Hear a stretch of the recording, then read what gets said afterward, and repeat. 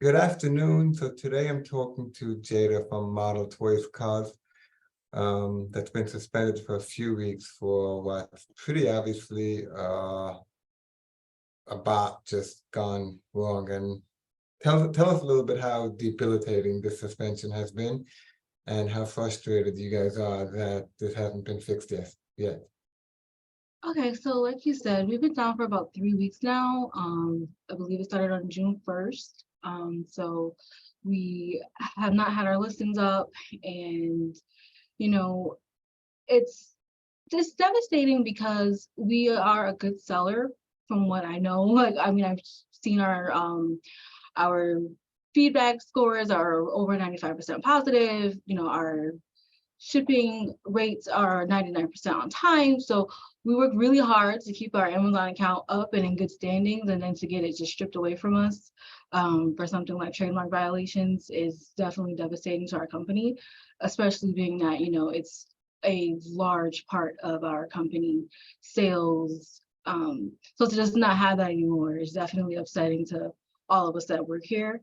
And then just in general, to just not have those orders, it even has kind of killed company morale a little bit, just to not have as much work as we like to. People come here, we enjoy, our customer service jobs, the people that pack, the people that pick orders, they look forward to that. That's why they're here. And just to not have that part of the orders anymore, and to not really have much to do because, like I said, it was just stripped away from us, has definitely been something that, we're just not happy about. And we would like to do whatever it takes to just be able to be part of that Amazon seller community that have been a part of since 2015.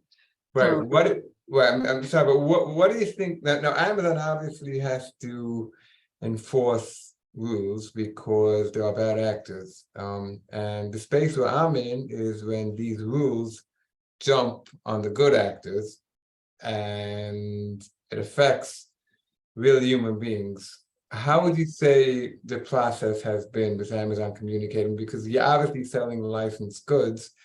So how would you say the process has been as far as you can tell? it's not great when you get flagged for something, and the first thing that the appeal will ask you to do is to submit proof that you're allowed to sell something, and they want proof of authorization. And we are sending it out, we're getting the documentation, we're doing the work, this is our livelihood, so obviously we want it back reinstated. So to be doing the work, and when you submit it, you're getting a automated response that's almost in some cases asking you for the same thing you just provided. So I know in some instances we have gotten a note that says, okay, please send us the proof of authorization. We've gotten it, we've sent it back and said, here's our proof that we're allowed to sell this licensed product. And the response back has been, thank you for your appeal. However, we need the proof of authorization.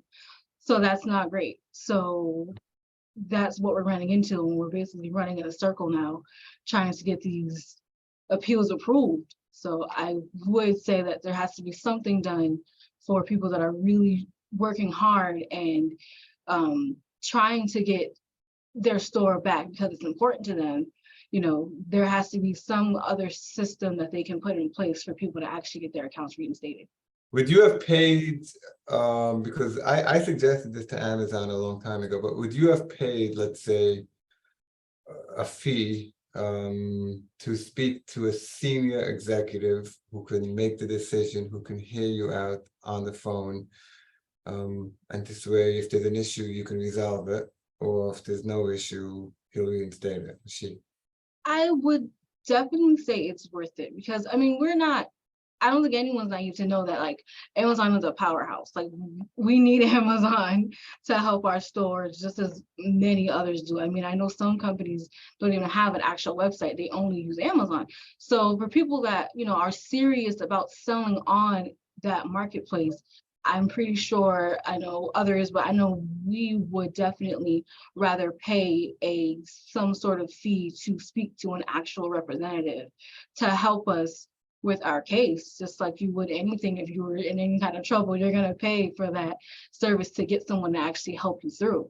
So I definitely would say that if that was something that they could maybe come up with as a way to pay for a representative to actually fix your problem and say, okay, we see what you're going through. Yes, we'll reinstate you, or actually, no, we still, we're not going to put you guys back up. Because I mean, even personally, I think that it would actually even help Amazon.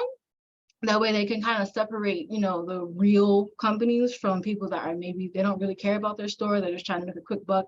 So maybe, hey, you flag that company and they say, oh, well, it's not worth it. Now you have less headache. But the people that are really serious about selling their products and using Amazon, now you actually have a more, streamlined way of knowing who your good sellers are and who are not. Right. You guys are definitely good sellers, and anyone that's willing to come on camera, I've always said those are the good guys. So sorry what you've been through, and you love Amazon, I love Amazon, and this doesn't help Amazon. And hopefully you guys will be on real soon. Anything else you want to say in closing, or?